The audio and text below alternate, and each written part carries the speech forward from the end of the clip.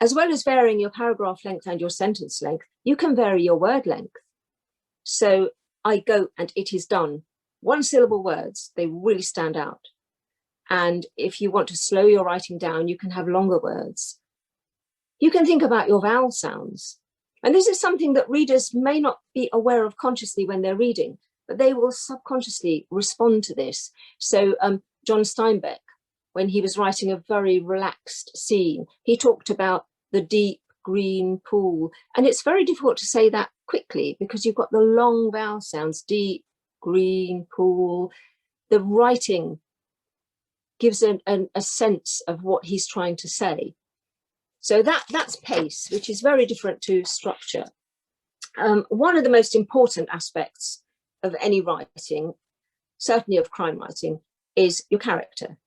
And it's really important to engage your readers. This may be because readers really like a character and are rooting for this character and care about what happens to the character.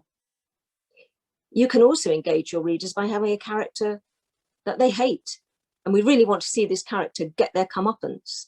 So a really arrogant, nasty character can be very, very effective in keeping readers reading. One of the criticisms that a few people made of my very first crime novel, Cut Short, was that my killer was not evil enough. And actually the killer in that book, in some ways, is as much a victim as the people he kills. Each of my books is exploring a different reason, a different motivation for why somebody might kill another person. And the more evil you make your killer, the more dangerous and nasty they are, the more your readers are going to be invested in seeing them caught. So it doesn't really matter what the reaction is, but your readers need to have some emotional reaction to your characters, or they're just not going to care about them. And then they're unlikely to really find the book that engaging. One exercise that I do when I'm teaching crime writing, which I do from time to time, do little masterclasses or courses, and it's quite an interesting exercise to try. Write a short description of a character, introduce a character in such a way that your readers are going to have an emotional response to that character, whether they like them, love them, fear them, pity them, hate them, whatever. Your readers are going to have some reaction to that character. And then when you've done that, add another sentence that completely changes your reader's attitude towards that character. So it may be a character that we've found really, really hideous, and then suddenly, oh, actually, we feel quite sorry for them. Or maybe a character who seemed really, really pleasant and nice, and then, oh, actually, they're not that nice. Playing around with your readers' reactions to your characters. So that's a little exercise that you might like to do for yourself. If you belong to a writing group, you might try it with your writing group. See what reaction you can elicit from the other members of the group to the character you're creating. Because if you don't elicit a reaction, then your writing is not going to be as engaging. Okay, so we've talked about structure, we've talked about character, which for me is the essence of all good writing. Let's have a look at plot. What are readers looking for in a crime novel? Well, of course, there are any number of answers, but I think we generally want to have some tension and suspense. And as writers, we can introduce that by making readers care about what happens to the character. Crime writing, in some ways, is great fun because there are so many tropes. So, for example, hearing footsteps in the street. If you've read my first novel, Cut Short, you'll see how I kind of play around with that a little bit. I have a young girl, teenager, who goes to a party. Now, at this stage in the book, readers know that there is a serial killer on the loose and he's targeting young girls. So we have this young girl who goes to a party and she gets pretty tipsy. And then she sees that one of her friends has left her jacket behind. Well, the friend has left early because she's not very comfortable at the party and she's really scared about the killer. So she decides to go home. And as the friend is walking back to the bus stop, she hears footsteps behind her. And of course, she immediately is afraid, and the readers are on the edge of their seats, hopefully, thinking that the killer is following her. It's not the killer following her.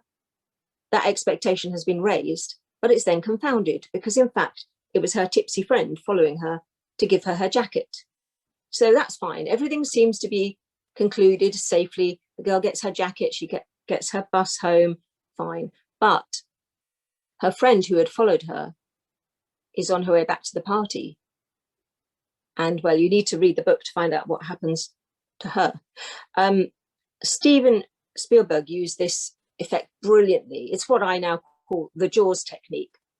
And we've all seen the film Jaws.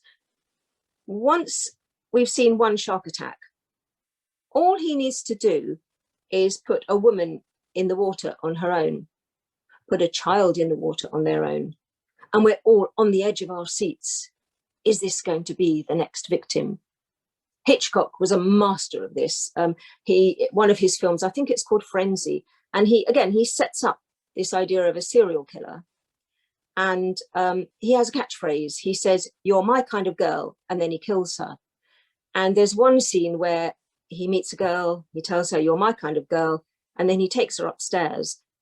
And all we see is the staircase. The camera pans down the staircase, across a hall, out into the street where normal life is going on. People are in a market or whatever, and there's music playing. We know that he's upstairs killing this girl, but we don't see any of it. It's all left to our imagination, and it's absolutely brilliant. So you can set up expectations and you can confound them or fulfill them. Just something to be aware of. One of the things personally I find most difficult in writing crime is misdirection, because most of my readers are very, very sophisticated in the genre, and most of them are far cleverer than I am. And all the time I'm trying to put in a red herring without them seeing straight away, oh, there comes a red herring. I try to misdirect them and they think, oh, okay, there's some misdirection. So I find it very difficult to put in a twist that my readers don't see coming. My ideal always is for readers, when they finish a book, to think, oh, of course, why didn't I see that coming? All the clues were there. But I find that very difficult to do. I don't like to be too predictable. I try not to be too predictable anyway. But at the same time, I don't ever want to put in some twist that is unbelievable or that readers couldn't possibly have seen coming, because I think that's kind of cheating. So that's something that keeps you on your toes as a crime writer, and something to think about. Okay, so we're getting through the time. I'll just talk a little bit about reviewing your work. Personally, I write and rewrite constantly. I think in a poem, a piece of writing can be really perfect and every word can be absolutely right. I think that's more difficult to achieve in prose. And some writers do write so beautifully. I think they do succeed. I think when you write a book, you're taking your readers on a journey. And some journeys that we go on, we just want to get to our destination. We want to find out what's happened. Some journeys, the scenery is so beautiful that we don't mind how long it takes to get to the end. We're just enjoying the journey. And there are writers like Kazuo Ishiguro, Ian McEwan, who we can enjoy reading just because we enjoy the quality of their prose. But by and large, I think with prose, it's very difficult to get things absolutely right. And people say to me sometimes, how do you know when your book is finished? How do you know when it's as good as it can be? And my honest answer to that is, when the production manager says, right, we're going to print tomorrow. And that's the point at which you cannot make any more changes. And sometimes I'll change things and change them back. And you can really drive yourself mad trying to get everything absolutely right. There was one author, and I can't remember who it was, who some of you will probably know, who wrote 200 words a day and never changed a word.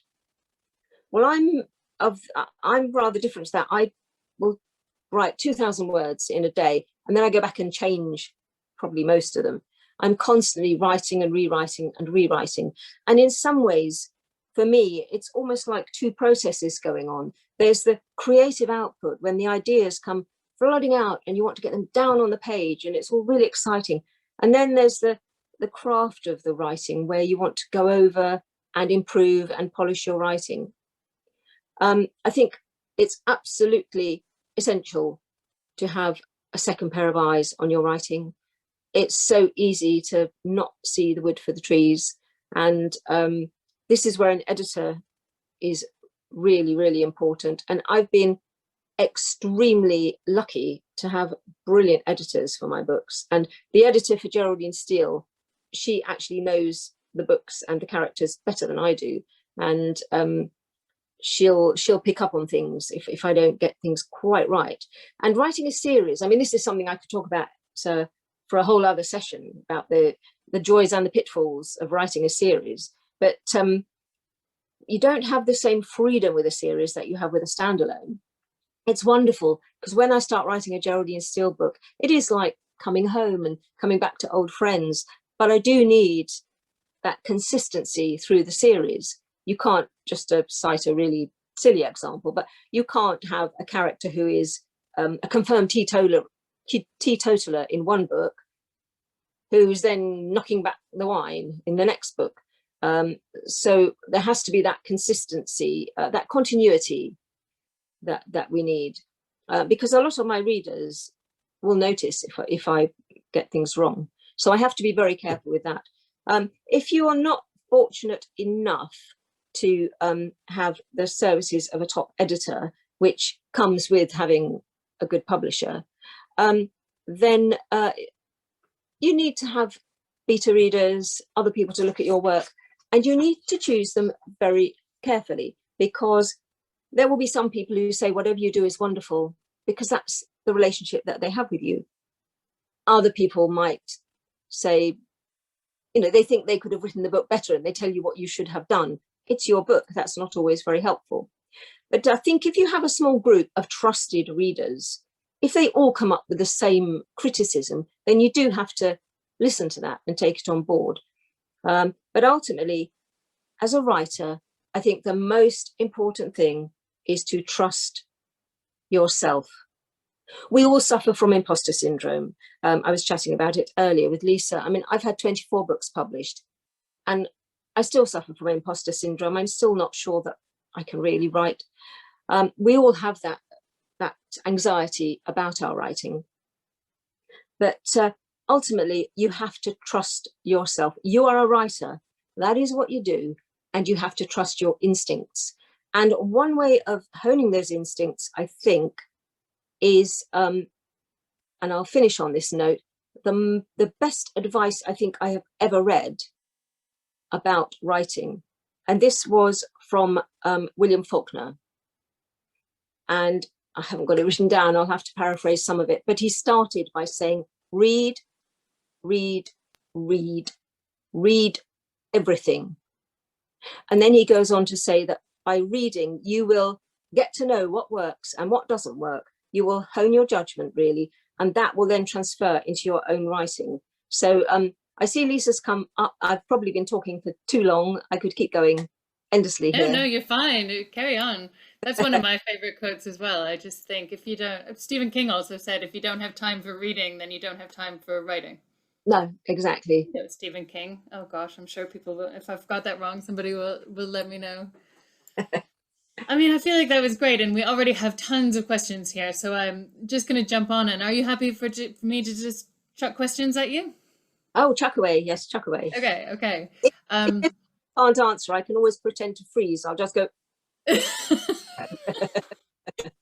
Okay, I'll do the same. We'll just know. Okay, where should we start? So I've got someone who says, how do you keep the plot consistent when you're working through various different books in a series? And I know you said you weren't going to talk too much about series, but I think probably a lot of people here today will want to know what's different about a series and how do you, the thing that I always wonder about with series is how do you, if you've got people that have come with you all the way through the series and then other people who are just jumping in at book number 16, how do you explain enough for the new readers without boring the older one? That's a really good question. When I'm writing, I'm always aware that I'm writing for two readers. I'm writing for fans of the series who have been reading right through and know Geraldine better than I do, some of them, and really know the whole backstory and what's going on. I'm also writing for readers who might just pick up a book anywhere through the series, and they have a right and they want to enjoy the book just as much as fans of the series. As the series progresses, that does become a little bit more complicated because, of course, Geraldine has her own backstory, and so there's more going on there. But it's something that one can get around as a writer, but it does take some thought. So, for example, I might say Geraldine was really pleased to see Ian Peterson because they'd worked together before, something like that. So that readers who know that Geraldine and Ian are now working together won't be bored by a repetition of what they've already read before in earlier books. But new readers to the series will be put as quickly as possible into the picture.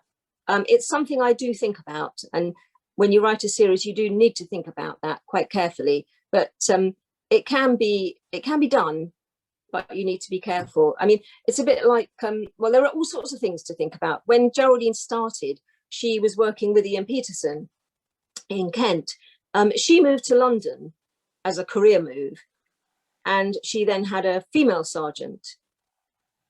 Well, when it was Geraldine and Ian, if they were having a conversation, it's quite easy because you say he said, she said occasionally, and readers know who's talking. Of course, when you've got two women, what are you going to keep saying their names, or how are you going to differentiate between them? So that was something I hadn't anticipated, and I had to think about it quite a lot. But I enjoy these challenges. I think for me, it's one of the things that is fun about writing, that it does throw up all these challenges and it makes you think.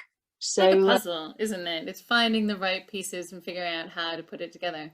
Well, and really, if a reader's jumping in a series, like I just finished reading Peter James's most recent one, and I hadn't read a few since the last one I read. And Roy Grace, who's his main detective, has a wife now, and I thought, oh, and he doesn't really explain how that happened, and I just thought, oh, that's really my own fault because I missed 4 books there in the middle, and that's where all of that happened. But so maybe you have to give some to your reader to figure out. It's a bit like life, isn't it? Because if you are friends with somebody and then you don't see them for quite a while, and then you bump into them again, and they say, "Oh yeah, I got divorced and I'm remarried" or something. But we tend to sort of forget that life goes on for other people when we don't see them. So I think we can forgive Peter James for that. Really, it's just you hadn't seen Roy Grace for a while, and things have changed. Life. It just made me think I better get back and read those other ones so that I know what happened. Who's this? Who's this new person? Okay, I've got a question from Jeremy Hewlin, who said that he read in Save the Cat by Blake Snyder that the who is less important than the why in crime. What do you think on that? Do you agree or disagree? That's a great comment, actually. And yeah, I mean, each of my books in my Geraldine Steel series, each of my novels is differentiated one from another by the killer. And I always start with the motivation of the killer. What is it drives one person to kill another human being? I mean, it is an act of insanity. Is it something we can all be driven to? Are there only certain people who might do it? I'm opposed to physical violence of any kind. But if somebody was threatening my life or threatening the life of a member of my family, if I had a gun in my hand and knew how to use it, which I wouldn't, would I pull that trigger? So I think we all have our cutoff point. For some people, it's way too early and they are saying, but take a woman who's been abused by her husband all her married life, and then she realizes the husband is beginning to abuse her child, and she's so traumatized by it. And it's very difficult to judge other people. Ruth Rendell said one time, she said, "I don't judge people. I don't think we should." And she wrote the most evil killers. So yes, I agree with that. I think it is the why. What makes somebody do that? And that motivation is what drives the narratives in my books. That interests me far more than anything else. So is that little nugget of idea, that little crime and the why, is that how your books begin? Is that the first seed? And there are there are so many reasons why one person might kill another person. I mean, there are psychopaths who would kill another human being like I might kill a wasp. They just have no compunction whatsoever, no conscience. There are other people who might be driven to it. There are people who kill out of greed, out of envy, out of jealousy, out of sheer hatred. There are all sorts of reasons. And that's really what I'm exploring in my books. What makes people tick? What makes people do what they do? And actually killing another person is a really, really extreme form of behavior, isn't it? So that's what interests me. And my books tend to start with a what if, you know, and I don't know how I do it, and I don't really want to analyze this or think about it in any way too deeply, but yeah, in case you ruin the system. I do somehow get inside the head of these killers, and so yes, I mean that's what interests me in my writing. So it is the why did they kill somebody? Yes, and was it just... I think, sorry, I was just going to say, I think often the art of a good crime novel is how you tell that story, like introduce the backstory of your character in present without having that backstory overwhelm the plot. So how do you make sure that you've got that at the right level? Yes, I've kind of learnt on the job, I think, because I mean, look, when I was growing up, there were no crime writing classes, creative writing classes. They just didn't exist. And I read avidly. I mean, I followed William Faulkner's advice, and for about 40 years, I was reading all the time. And now I've lost track. What were we talking about? Sorry, what was the question? How do you get the right amount of backstory across without having it overwhelm your present day story? Yes. So I think when I wrote the first draft of Cut Short, I was really just writing it for myself. I didn't think anybody else would ever read it, let alone publish it. And I certainly had no idea this would be the first in a long running series. And if I had known, I would have done a lot of things very differently. I could actually I could do a whole session on what to avoid if you're starting writing a series. One of which was that Geraldine Steel was really fairly mature. She was in her late 30s when the series started. And because the books are sort of written in real time, I have to fudge this a bit, because if she had aged a year with every book, or even 6 months with every book, she would be probably past retirement age now. So she has to be a bit of a horror, but not age. Yeah, when I started writing, I was just writing for myself and having great fun. I wrote somewhere, it was like turning on a tap, and it really was. I'd never written anything before. I had an idea, I started writing, and I honestly could not stop, and I've not been able to stop since. And maybe one day that tap will turn off, and then I'll just read all the time again. But when the manuscript of my first book, I mean, I was extremely fortunate. I was offered a 3-book deal on the basis of that draft. When that draft went off to an editor, that was when I really started to learn how to write, because my editor, she was pointing out all the things I'd done wrong, which was just about everything, and I had to change a lot of things. And so when I came to write the second book in the series, the editor's voice was a little bit in my mind. I was thinking, oh no, she would say, no, this is going on for too long, or this is irrelevant. It's a skill to focus on the plot and not have too many things going on, because then the reader can't follow what's going on. So I've learned to write for readers, and it's always a judgment call.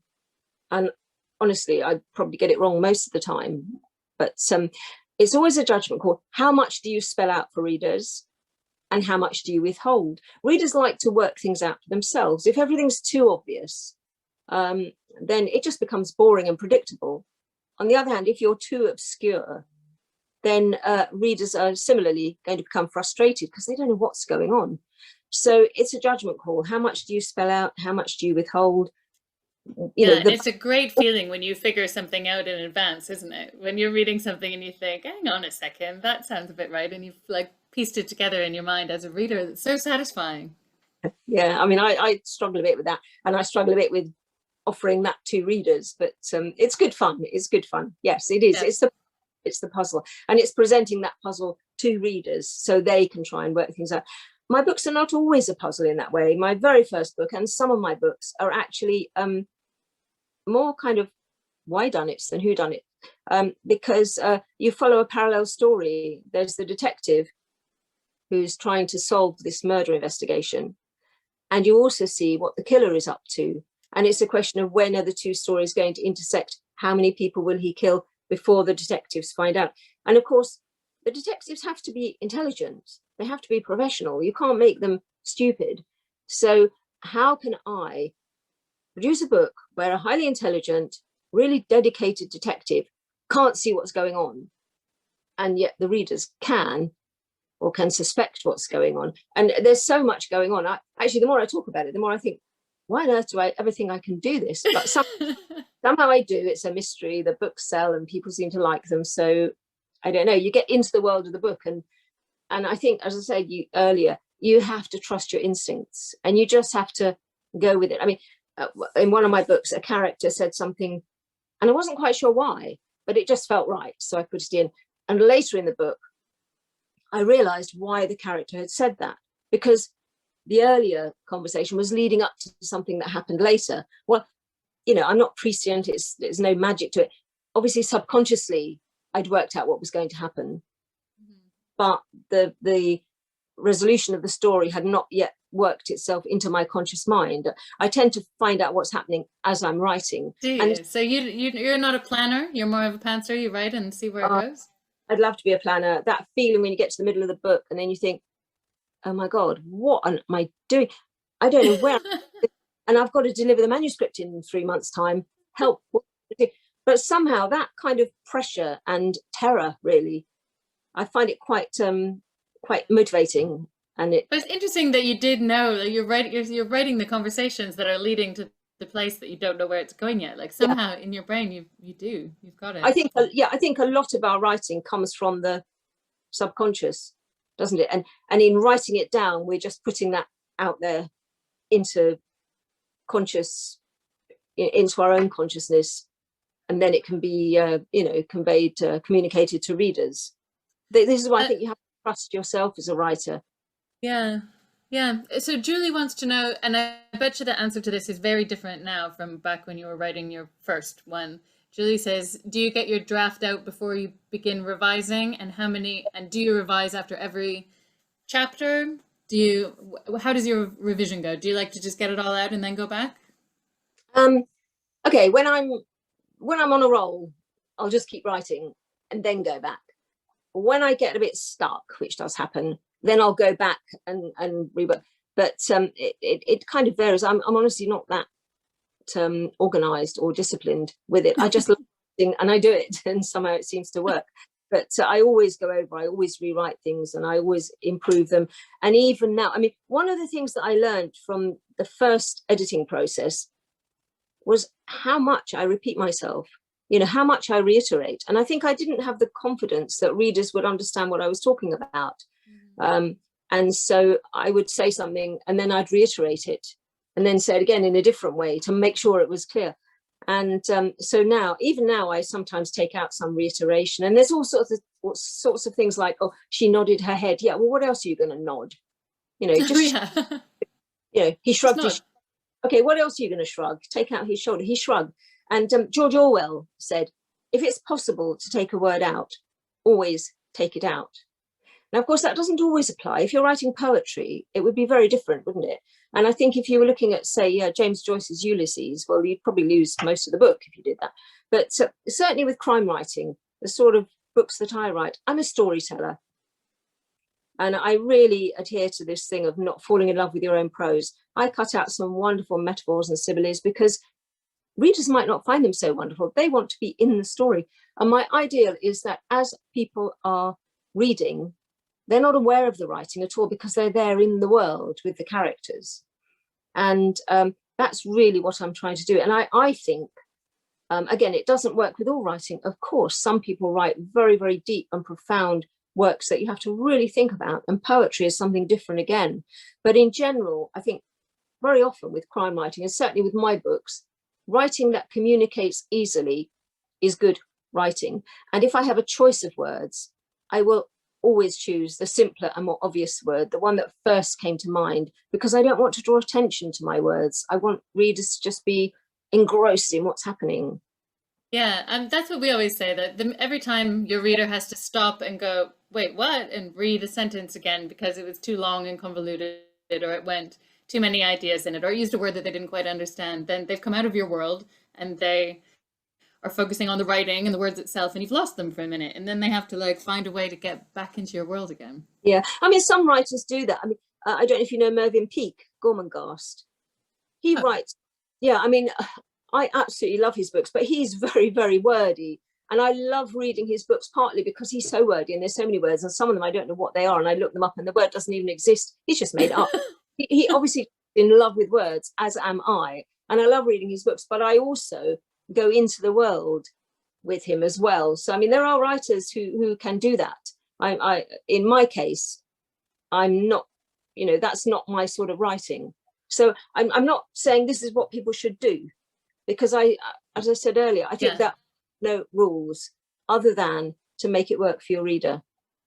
So as a writer, you do what works for you. I'm just talking and about, that's going to be different for everyone, isn't it? Yeah. Yes.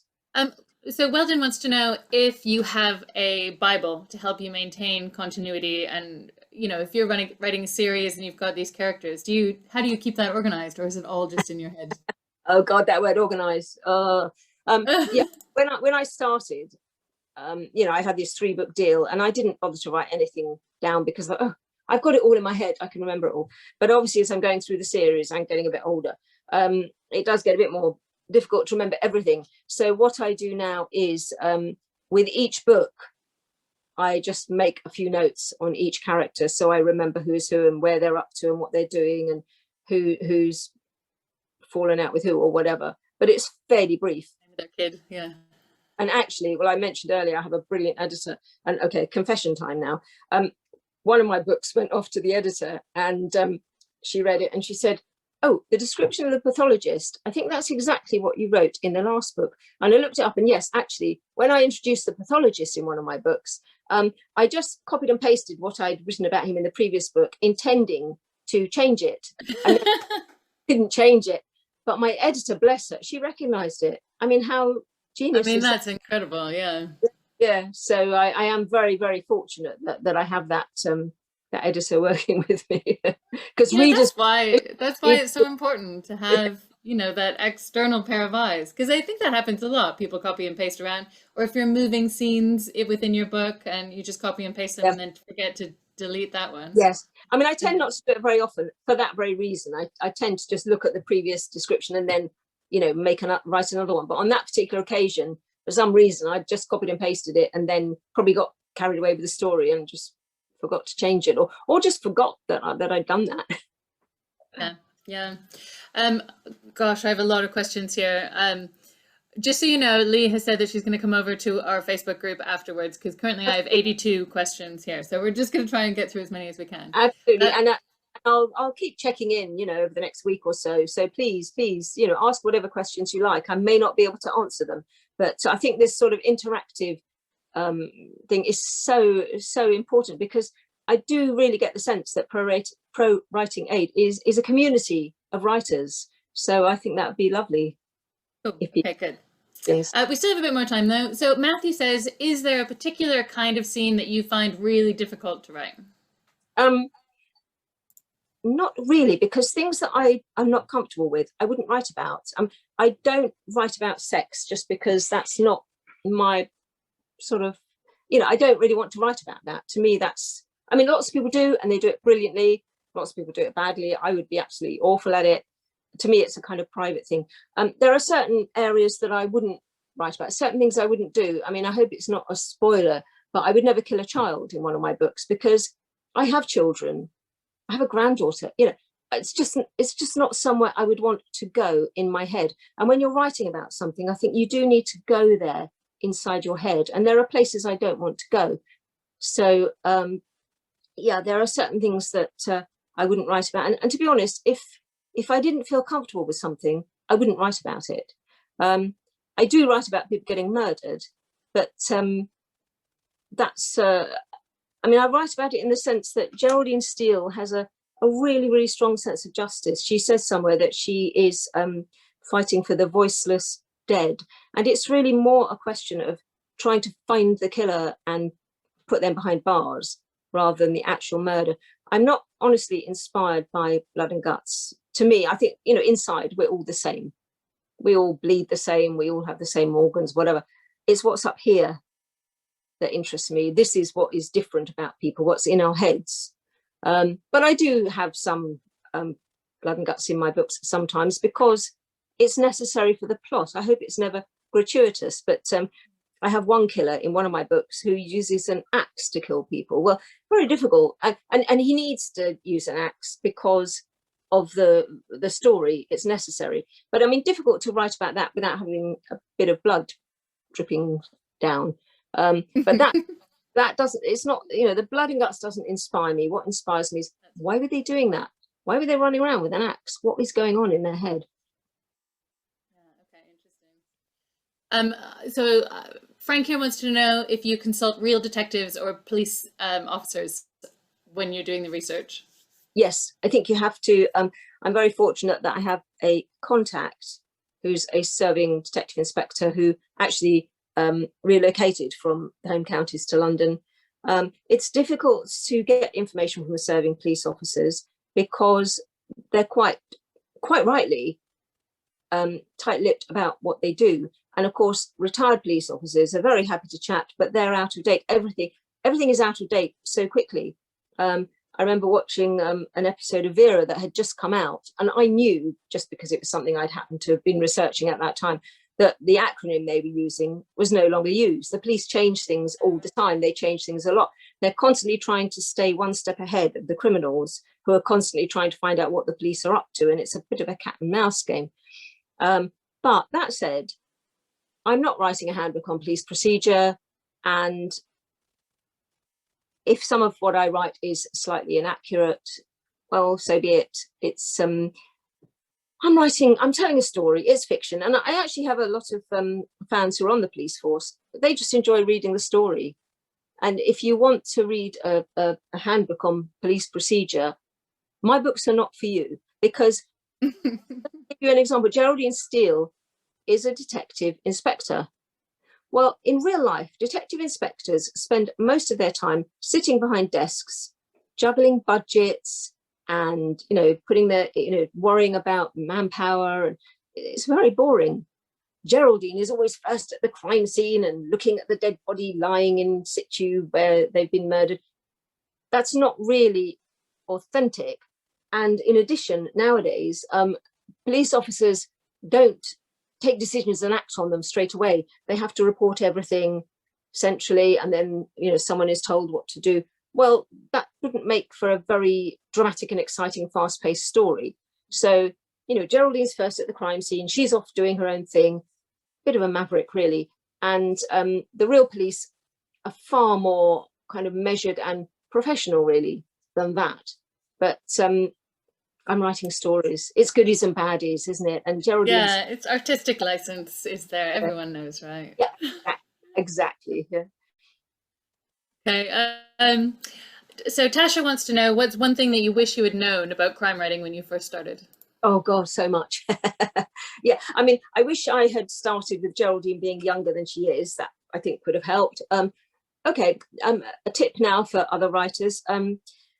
If you set your book in a real place, then when your book comes out, you can make connections, once we're out of lockdown, with local bookshops, local libraries, people who live in that area will want to read your book and read about where they live, and you can fairly easily gain a following. Well, when I started writing, I didn't know that. I just looked at a map, I found a big empty space in the middle of Kent, and I made up a town in the centre of it. So when the first book came out, there were no libraries, no bookshops, no people living in that town, because it didn't exist.